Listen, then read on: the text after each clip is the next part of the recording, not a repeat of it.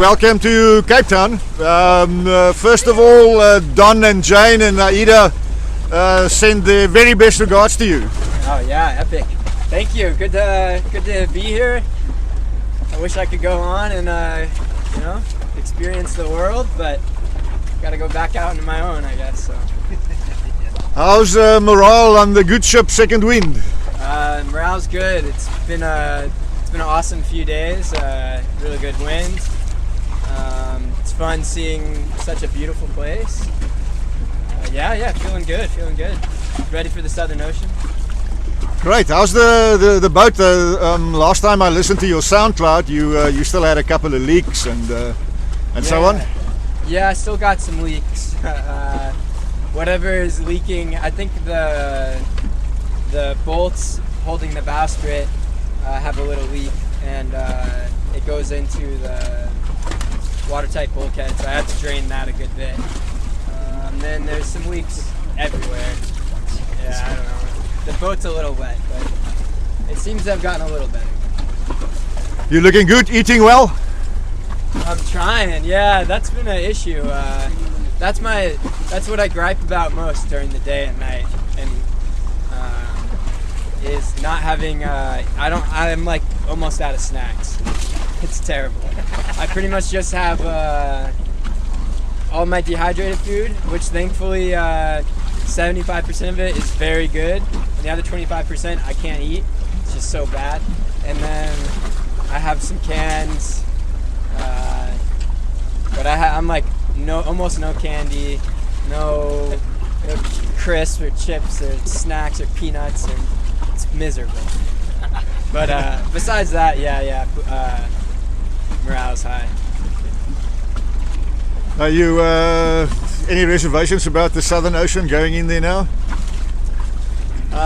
Not really. I'm pretty stoked. I think yesterday or the day before maybe was kind of the beginning of seeing big swell, and I was really exciting, and I can't wait to see even bigger. So it just got me excited more than scared, which was surprising. I'm not looking forward to any 80 knot winds, but otherwise, I'm stoked. Your your water situation, still have enough water? Did you catch any coming down? Yeah, I filled up near the equator. So I have about like 60 gallons. So that's like 250 liters. So it's plenty to get to Australia, and that's what I'm counting on first. Your sails, your spinnakers? No more spinnakers. Spinnakers. They're two tiny ones now sitting in the forehatch. It blew up, tore to shreds, so I don't have any spinnakers anymore. The rest of your sails still good? Jib's still good. I have a little bit of tear on the sailcloth on the Sunbrella, but I've repaired one little rip that was in it. The mainsail's perfect. There's not a thing wrong with it except for a few slides. But I don't have any extra slides that I want to use, so yet. They're kind of last second. Otherwise, I have a little baby, I call it a hanky, not a Yankee, and it's unusable. It's a shame because we, spent a lot of time and money trying to get it to the boat in time, and it's just a little bit too small. So it's a good backup sail. You're such a gregarious guy, so this is a stupid question. Do you miss people a lot? Yeah, I miss people a lot. I mean, it goes back and forth. Some days I'm like, I could do it forever, and I feel like it's no issue at all. I could be alone the rest of my life and be happy. And then some days I'm shooting myself in the foot and really missing people and spending a lot of tears. And but that's how life goes. So ups and downs. Is there any special messages that you want to send to your fans out there? You've got plenty of fans out there. Oh yeah. Thanks for supporting me. Yeah, it's just been a crazy ride. You know, Vanya, one of my mentors for the race, and he's just helped out a ton. Basically, my manager, him and Josh, just thank you so much for all their hard work. I mean, I wouldn't be here without them. And then also to Vanya, he always said that there's no shame, and he wouldn't be at all, upset if I banged a right in the equator and went to the Caribbean and back home to Florida. But I didn't do it, and I'm here. So, yeah. Otherwise, it's just crazy because, I have no business. In some ways, being where I'm at, and I no experience compared to most of the other people, and I did so much by myself and just with people that didn't really know what they were doing, refitting this boat until 2 months before the race, where I had Vanya and Josh step in. So it's just crazy to think that I'm here, a quarter of the way around the world already, and so I think if I can do it, I'm trying to say that anybody can do anything. Not just sail around the world, but maybe it's just quitting a job or starting a job or whatever. Tell the guys briefly about your start and the story, how you got to this position, very briefly. There's so many new viewers out there at the moment that actually don't know your story. About being in the race? Or? Having the dream and getting the boat going. Oh, yeah. Yeah, I guess briefly. Sorry, I'm a rambler, so brief is tough. So a long time ago, only like 4 years ago, I started sailing, and I got hooked really, really fast. And it just, all the romanticism about it really fascinated me. And then one day I found myself buying a tiny little sailboat, Pearson Triton, for next to nothing. Sailed it around the Caribbean and the east coast of the U.S. Then read Matissier's book and said, shit, I gotta do that. I gotta sail around the world and without stopping. There's nothing more zen and pointless than that. And so I started dreaming about it and put it out there, and asked to be in the race, and John said, sure, yeah, we'd love it. Do you meet the requirements? I was like, sorta, barely. And so I did, and then I had no money. I sold the boat for like $2,000, and that was all I had. And then I bought a van with it. So I was living out of a van, saying I was in the Golden Globe race, which was really nice to say you're in the Golden Globe race. But I didn't have a boat. It was a year and a half away, and everybody else had been preparing for 3 or 4. I didn't have any money, and then all of a sudden, people started believing in me for some reason, and thinking that maybe he might be crazy enough to actually do it. And then one guy, Vanya, stepped up and said, "Dude, I'm in. I want to help buy the boat." And I was looking for boats within a certain price range. And I wanted a Gale Force 34. I don't know why, I just did.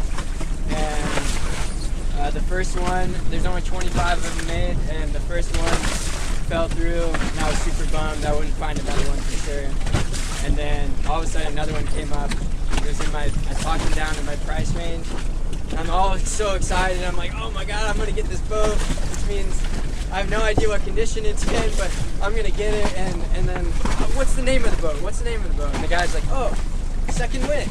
And at that point, I knew it was like destiny, because I have a tattoo in honor of my mom that's labeled the Second Wind. My mom passed away in high school, and in order to remember her, I got that tattoo. The second wind just being such a beautiful idea that you don't get your second boost, second wind, until you give everything 110%. And she believed in that, physically, spiritually, mentally, everything. And so when I heard the name of the boat, I knew that this is what I'm supposed to do, and I don't know why. And there's a lot of times out here like so far that I'm like, why the heck am I out here doing this? You know, because I love cruising and I love people and I love meeting new cultures. So why am I doing this race? But then I think about all of the beautiful things that have happened and led me to getting here, and all the stories that have aligned. It's just been insane. You know, that just being one of them. So that's the story. Hey. That's a lovely story, yeah. Yeah. You left the last one. Yeah, I left to that one, and I still have like a 4x8 sheet of plywood in the damn boat. It's as a border now. But yeah, it's great. I can't imagine without it. So, yeah, I really can't imagine doing without this thing. Elliott, do you have letters and so on to hand over? Yeah. I got lots of letters, and then I have some media.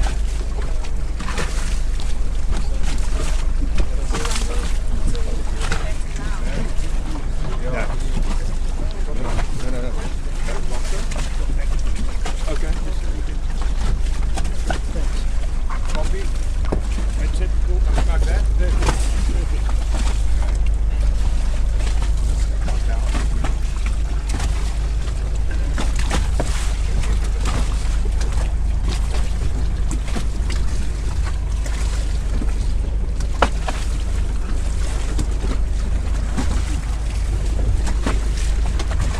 Sorry, I gotta find. The light on.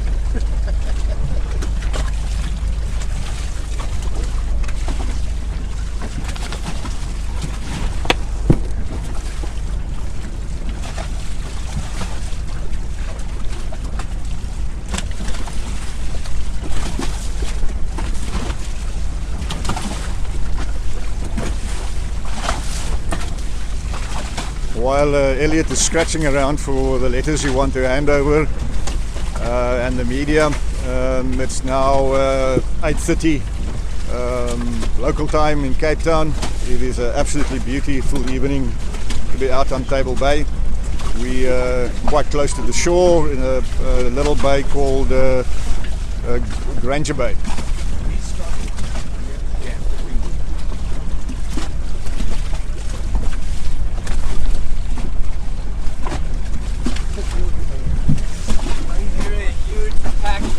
Elliott is back. Almost. Not really.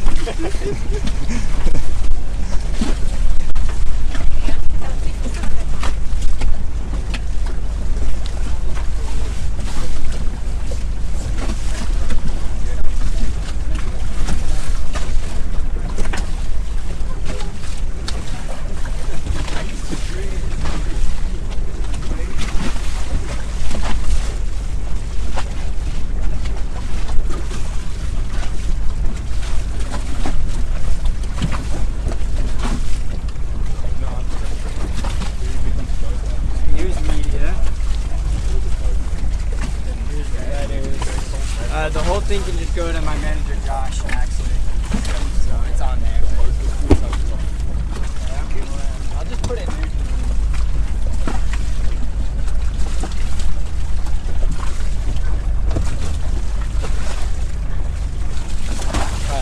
Any problems with the barnacles? I mean, a lot of the sailors had problems with that.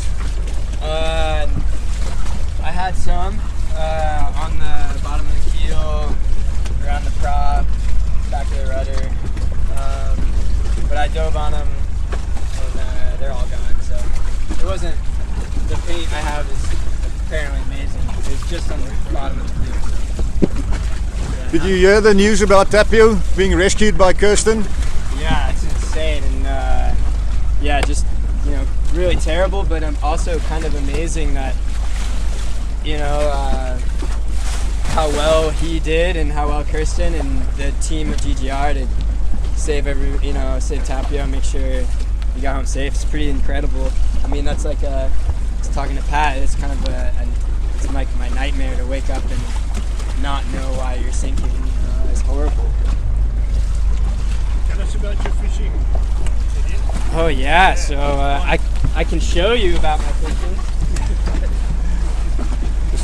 I'm very proud of it.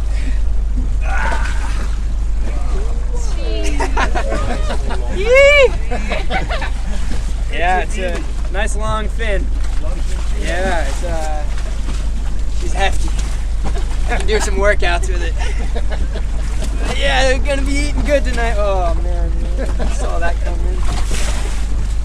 But yeah, fishing's been good, especially lately.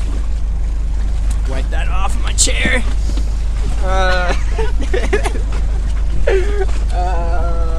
Fishing's good, yeah. You've given up eating locusts. Yeah, oh man, that was brutal. No kidding, like, you know, under the staysail, after that storm, it was just maybe 30 or 40 black locusts that big.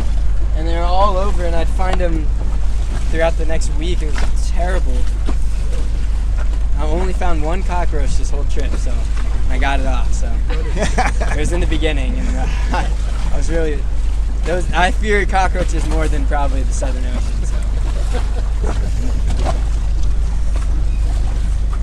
Right, 20 minutes is almost up. No worries. Are you heading straight out? I guess, yeah. I don't know. I don't know what else to do. I don't know where to anchor anything safely, and I don't want to get the anchor out. It's too much work. So I'll make some mate tea and stay wired all night and get offshore. Any more questions from the peanut gallery? Have you spoken to Josh at all, Elliott? My buddy and manager? Yeah. No? No. I spoke to him in the Canaries. All right. For a few minutes. Yeah, so that was great, but otherwise, yeah, no way to contact. Yeah. You know where you are position-wise? Yeah, I do. Well, now I guess I'm 6, I think. Yeah, 6. Yep. Yeah, in 6. Yeah. So, Jerry needs ahead of you, he's gone. yeah. And then Simon's quite a long way with us. Yeah, at least 2 weeks ahead, not more now. Yeah, but I know Kirsten and Ablash are right next to each other, and Ablash, he gave we talk to him pretty much every day or every other day, and so I have a pretty good feel for where everybody's at. The fleet is small now; it's kind of crazy. Yeah. Goes quick.